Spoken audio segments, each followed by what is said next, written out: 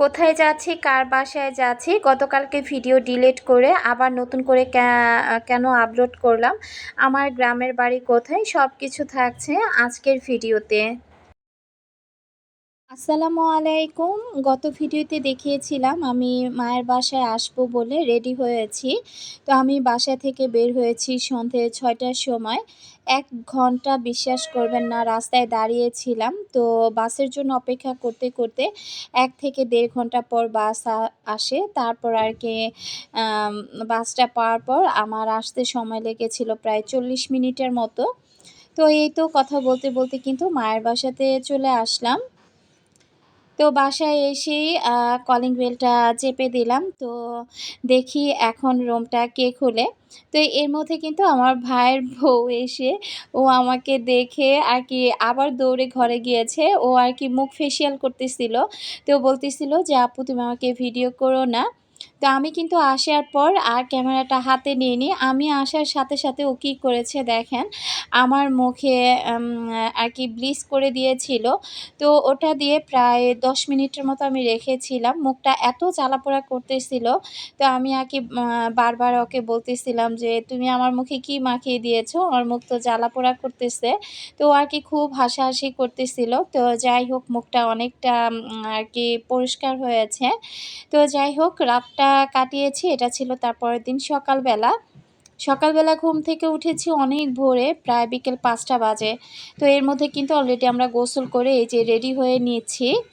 কোথায় যাচ্ছি এই যে আমার মাই এখন কিন্তু বলবে। ওদিক থেকে আমার ভাইয়ের বউ রেডি হচ্ছে, আমার ভাইয়ের ছেলে এই তো রেডি। আর মা কি বলে শুনেন। বলো, এই দাঁড়ালো, কোথায় যাও? মুন্সিগঞ্জে যাচ্ছি আমার ছেলের বন্ধুর বাসায়, বুঝছো? আসতে অ্যাক্সিডেন্ট হয়েছে, যাওয়া হয় নাই। এখন এই যে সবাই নিয়ে একটা অনুষ্ঠান করবো। এখন এই যে সবাই আমার বলছে এখন আমার সবাই নিয়ে আসবেন, বড় আপা, ছোট আপা, বউ, স্ত্রী, শাশুড়ি, সবাই নিয়ে আসবেন। এখন আর কি যাবো, আমার 2 মেয়ে, আমি, পিস, বউ, 2 নাতিন, আর বড় 2 নাতিন জমা জুড়েছে বাসায়, গেল না। আচ্ছা, তুমি সেদিন থেকে আসা ভালো বলেন তো, সবাই দোয়া করবেন আমরা যদি ভালো বলেন জায়গাটা জায়গায় আসতে পারি। আচ্ছা, তো আপনারা তো শুনতেই পেলেন যে আমরা কে কে যাচ্ছি আর কোথায় যাচ্ছি। তো এর মধ্যে কিন্তু এই তো আমিও রেডি হয়ে গিয়েছি।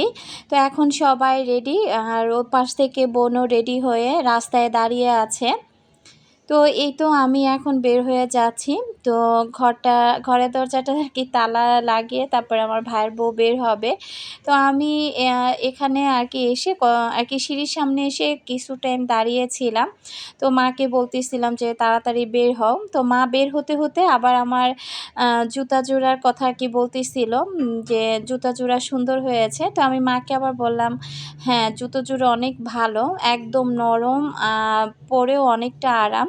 তো মাও আর কি বলতেছিল যে দেখি আমিও পাই কিনা, তাহলে আমিও এরকম এক জোড়া জুতা কিনে নিব। তো যাই হোক আমার পায়ের মাপ আমার 2 মেয়ের এবং আমার মায়ের, আমাদের সবার পায়ের মাপ কিন্তু একই। তো দেখা যায় এক জোড়া জুতা কিনলে দেখা যায় আমার পায়ের মাপের কিনলেও আমার মা পরতে পারে। তো ওই যে বাসাটা দেখালাম ওই বিল্ডিংয়ের পিছনেই আমার বোনের বাসা। মায়ের বাসা থেকে কিন্তু আমার ছোট বোনের বাসাটা দেখা যায়। অনেক সকালবেলা আমরা কিন্তু এই যে রাস্তায় বের হয়ে গিয়েছি। রাস্তাটা একেবারে নিরিবিলি। ওই যে সামনে আমার বোন, তারপরে বোনের নানি শাশুড়ি, তারপরে তার মেয়ে, আমার বোনের শাশুড়ি। তো সবাই আর কি দাঁড়িয়ে আছে। তো আন্টি কিন্তু ওই যে ইয়ানকে নিয়ে দাঁড়িয়ে আছে। গতকালকে বাসায় আসার পর ইনিয়ার সাথে আমার আর দেখা হয়নি। তো ইনিয়া তো আমাকে দেখে একদম লাফ দিয়ে কুলে চলে আসলো। তো ইনিয়াকে আমি একটু আদর করতেছিলাম। আর এই যে ইয়ান কিন্তু খুবই খুশি। আর ভ্যাপসা একটা গরম ছিল, এই কারণে কিন্তু এই গেঞ্জিটাই ইয়ানকে পরিয়ে নেওয়া হয়েছে। তো আমি যখন বাবা বাবা বলে ডাকছিলাম সে তো মহা খুশি। তো বৃষ্টিও কিন্তু হয়েছিল, এই কারণে কিন্তু রাস্তাঘাট একেবারেই ভেজা। তো ইয়াফিস আবার বারবার বলতেছিল যে দাও ইয়ানকে আমার কুলে দাও। তো আমি ইনার হাত ধরে হেঁটে যাচ্ছি। আর ভিডিওর ফুটেজটুকু করেছিল আমার ভাইয়ের বউ। তো বারবার বলতেছিল, আপু তুমি আমার কাছে দাও, আমি ভিডিও করে দেই। তো এর মধ্যে কিন্তু আমরা বাসার কাছাকাছি একটা অটো অলরেডি পেয়ে গিয়েছি। তো অটোটাতে করে আমরা বাস স্ট্যান্ড যাব, আর সেখান থেকে গিয়ে আমরা গাড়িতে উঠব। আচ্ছা, কিছুদিন আগে আমাকে একজন আপু প্রশ্ন করেছিল আমার গ্রামের বাড়ি কোথায়। তো আজকে বলে দিব যে আমার গ্রামের বাড়ি কোথায়। তো যাই হোক, পিছনের সিটে মা আর ছোট বোন বসলো, সামনে ইয়াফিস বসলো, আর মাঝখানে আমি আর আমার ভাইয়ের বউ। আমরা এই কয়জনে মিলেই যাচ্ছি। তবে জবাজুইকে খুব মিস করতেছিলাম, বারবার বলতেছিলাম জবাজুই আসলে খুবই ভালো হতো। তো অলরেডি কিন্তু আমরা গুলিস্তানে এসে তারপরে বাসে উঠেছি। এটা ছিল যাত্রাবাড়ির ফ্লাই আর কি এলিভেটেড। তো এসি গাড়ি তো তেমন একটা সমস্যা হয়নি, বাইরে কিন্তু ঝুম বৃষ্টি হচ্ছিল। আর বা ভিতরের ওয়েদারটা অনেকটা ঠান্ডা হওয়ার কারণে আর কি আরাম করে আমরা যেতে পেরেছি। তো আমি আর মা একসাথে বসেছি, তার সাথে ইয়াফিস বসেছে, আর পিছনে আমার ছোট বোন, ভাইয়ের বউ, আর তার সাথে ইয়ান আর ইনায়া আর ইয়ান কিন্তু বসেছে। এই যে সে কিন্তু তার মামির কুলে বসে খুবই খুশি, সে খুব আনন্দে আছে। তবে রাস্তার অর্ধেকটা কিন্তু সে ঘুমাতে ঘুমাতে আসছে। তো যাই হোক, আসলে আমরা ওইখানে যাওয়ার পর কি কি করেছি, কি কি আনন্দ করেছি, তো সব কিছুই কিন্তু আবার আগামী একটা ব্লগ ভিডিওতে আপনাদের সাথে শেয়ার করব। আশা করছি আপনাদের কাছে ভালো লাগবে। সব সময় তো ঘরের কাজকর্ম, রান্না বান্না এগুলো দেখিয়ে থাকি। তবে আগামী এই ভিডিওটা আর আগামী যে ভিডিওটা আসবে সেগুলোর মধ্যে কোনো কাজকর্ম আর কি থাকবে না।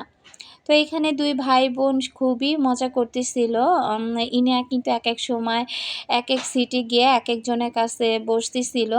তো এইটা ছিল কিন্তু বুড়িগঙ্গা নদী। তো অনেক দিন পর আমরা পোস্তগোলা ব্রিজের উপর দিয়ে আর কি যাচ্ছি। একদম ছোটোবেলা যখন গ্রামের বাড়িতে যাতায়াত করতাম তখন কিন্তু এই ব্রিজটাই বেশি ব্যবহার করা হতো। এখন তো বাবুবাজার ব্রিজটাই বেশি ব্যবহার করা হয়। তো অনেক দিন পর এই ব্রিজটা দেখে না আসলে আমার খুবই ভালো লাগছিল। কত বছর পর যে এই রাস্তায় আসলাম। তো এরপর আমরা রাস্তায় নেমে ফল, মিষ্টি সব কিছু কিনে নিয়েছিলাম। ওগুলো আর আপনাদের সাথে শেয়ার করিনি। বাসায় আসার সাথে সাথে ভাবি কিন্তু মাল্টা, আপেল, মিষ্টি, আঙুর এগুলো কিন্তু দিয়ে দিয়েছে। তো আমরা দুপুরের আগেই চলে আসছি। তো এই তো এখানে কিন্তু আমরা বসে খাওয়া-দাওয়া করতেছিলাম, আর সেই সাথে কথাও বলতেছিলাম। তো দুপুরে খাওয়া-দাওয়ার সময় হয়ে গিয়েছে। ভাবি মুরগির মাংস রান্না করেছিল, সেই সাথে ভেন্ডি ভাজি, তার সাথে ডাল এগুলো ছিল, আর তার সাথে ভাতই ছিল। তো যাই হোক, আসলে আমার এই ভাইটা কিন্তু সৌদি প্রবাসী। একদম খুব ছোটোবেলা যখন আমরা একসাথে ছিলাম তখন দেখা যায় একই সাথে আমরা আর কি থেকেছি। তো অনেক সময় বলে না যে রক্তের সম্পর্ক হলেই শুধু আপন হয় না, রক্তের সম্পর্ক ছাড়াও কিন্তু মানুষ অনেকটা আপন হয়। বর্তমানে রক্তের মানুষগুলো কিন্তু খুবই বেইমানি করে, তবে রক্তের সম্পর্ক ছাড়া যে মানুষগুলো না তারা কিন্তু বেইমানি করে না। তো যাই হোক, যদিও ভাইয়ের সাথে আমাদের রক্তের কোনো কালেকশন নাই, তারপরেও বলবো যে এই ভাইটার আর কি এই যে সম্পর্কটা টিকে আছে এখনো পর্যন্ত, তো তার জন্য আল্লাহর কাছে লাখ লাখ শুকরিয়া আদায় করি। ভাই যখন সৌদি আরব থেকে আসে তখনই আমার ভাইটা হঠাৎ করে রাস্তায় অ্যাক্সিডেন্ট হয় তার ফ্যামিলিদেরকে নিয়ে। তো এরপর কিন্তু অনেক দিন অসুস্থ ছিল। তো আমাদের চিন্তা ছিল যে আগামী মাসে আর কি আমরা যাব, তবে হুট করেই আর কি ভাই দাওয়াত দিয়ে বসে আছে। এর আগের বারও যখন ভাই বাংলাদেশে এসেছিল, ভাইয়ের ছেলের মুসলমানি করানো হয়েছিল, আমাকে আর কি দাওয়াত করা হয়েছিল, তবে আমি না আসতে পারিনি। তার জন্য কিন্তু পরবর্তীতে আমাকে অনেক কথা শুনতে হয়েছে। তো এই কারণে এবার জবা, জুই বা তার বাবাকে ছাড়াই আমি সত্যি কথা চলে আসছি, না হলে এবারও আমাকে অনেক কথা শুনতে হতো। তো না আসলেই ভাই বারবার ফোন দিয়ে বলে যে আমি নাকি খুবই বড়লোক, তাই তার বাসায় আসি না। ভাই কিন্তু এই বিল্ডিংটা নতুন করেছে, এটা ৫ তলা একটা বিল্ডিং। তো পাশেও কিন্তু আরও জায়গা কিনেছে, সব কিছুই আপনাদের সাথে ধীরে ধীরে শেয়ার করব। মূলত সে বাড়ি করেছে। তো এই কারণে কিন্তু একদম ফ্যামিলির যত লোকজন ছিল, আত্মীয়স্বজন, বন্ধু-বান্ধব সবাইকে কিন্তু সেই উপলক্ষে দাওয়াত করা হয়েছে। তো আমরাই সবার আগে চলে আসছি। আর ধীরে, ধীরে মানুষজন আরও আসা শুরু করছে। তবে আমি ওইভাবে কাউকেই ভিডিও করি নাই। কারণ দেখা যায় কি সবার সামনে না ক্যামেরা ওপেন করতেও ভালো লাগে না। তাছাড়া আবার কে কি মনে করে। তো আমরা নিজেদের যারা আছি তাদেরকেই অল্প, অল্প করে আরকি ভিডিও করে নিয়েছি। ভাইয়ের বাসাটাও কিন্তু আমি পুরোপুরি ভিডিও করতে পারিনি। কারণ লোকজন দিয়ে একেবারে ভর্তি ছিল। তো আমরা যেদিন গিয়েছিলাম সেদিন ছিল বৃহস্পতিবার। আর ভাই অনুষ্ঠানটা করবে শুক্রবার। তাই ছাদেই আরকি এই যে আয়োজন করেছে, এখানে দেখলাম একটা মুরগির ঘর, তার পাশে একটা ওয়াশরুমও আছে। তো আরকি এটা কোন জায়গা ছিল এখন বলি, এটা ছিল মুন্সিগঞ্জ। তো আমি কিন্তু মুন্সিগঞ্জেরই মেয়ে। আমার বাড়িও কিন্তু বিক্রমপুর মুন্সিগঞ্জে। তো আমাদের থানা হচ্ছে শ্রীনগর থানা, আর ভাইয়েদের থানা হচ্ছে বেশি সম্ভবত টঙ্গীবাড়ি। তো যাই হোক, এখানে আমি আর আমার বোন এই যে ২ জনকে নিয়ে দাঁড়িয়ে চারপাশটা একটু দেখতেছিলাম। তো চারপাশের পরিবেশটা কিন্তু অনেক ভালো লেগেছে।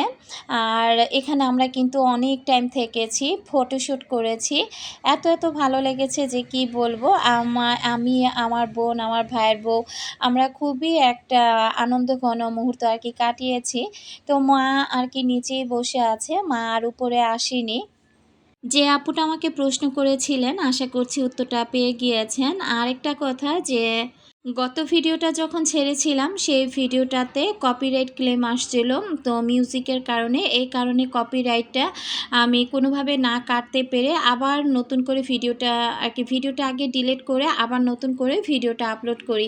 অনেক আপুরাই কমেন্ট করেছেন যে আপু এই ভিডিওটা তো বিকেলবেলায় দেখলাম, তো আবার এখন নতুন করে ছেড়েছো, কী সমস্যা? তো সমস্যাটা ওই যে কপিরাইট আসার কারণে আমি ভিডিওটা ডিলিট করে আবার নতুন করে ছাড়ি। এর মধ্যে দেখলাম মোটর ভরে পানি পড়ছে, তো ফোন দিয়ে আবার বললাম মোটরটা বন্ধ করার জন্য।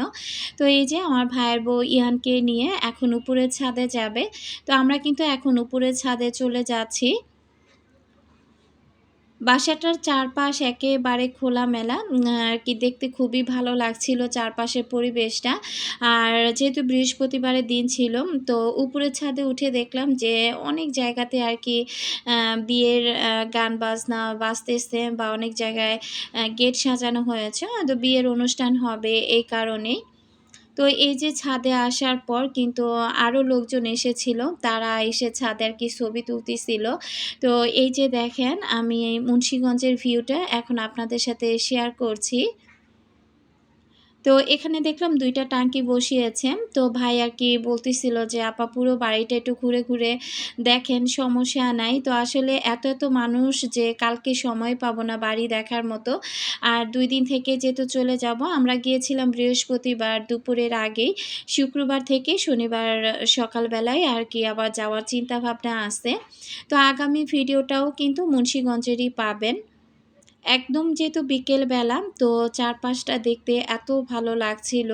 খুবই সুন্দর একটা ওয়েদার। তো এখানে আমরা দাঁড়িয়ে, দাঁড়িয়ে অনেক টাইম কিন্তু অনেকভাবে আমরা ছবি তুলেছি। ছবিগুলো আপনাদের সাথে শেয়ার করব। আর এদিক থেকে আমার ভাই বউ দেখেন কি করতেছে। ও আরকি দাঁড়িয়ে আরকি ভিডিও করতেছিল। তো ইনায়া, তারপরে সেই সাথে ইয়ান, ওরা কিন্তু খুবই দুষ্টামি করতেছিল। তো ও আরকি বারবার বলতেছিল যে আমাকে একটা পাপ্পা দাও, মামিকে একটা পাপ্পা দাও। সে আরকি খুব জোরে সোরে একটা পাপ্পা দিচ্ছিল। আর কি খুশি দেখেন, ২ ভাই বোন একদম আনন্দে আত্মহারা।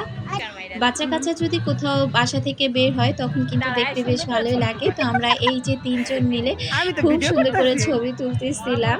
তো আমার ভাই-বউ বলতেছে যে আমি তো একটু সাজগোজও করলাম না। আপু তুমি তো সেজে-গুজে আসো।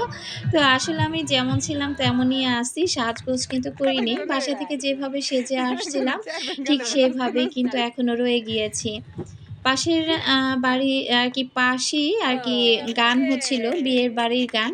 সেটা শুনে তারা ২ ভাই বোন দেখেন কি নাচানাচি করতেছে।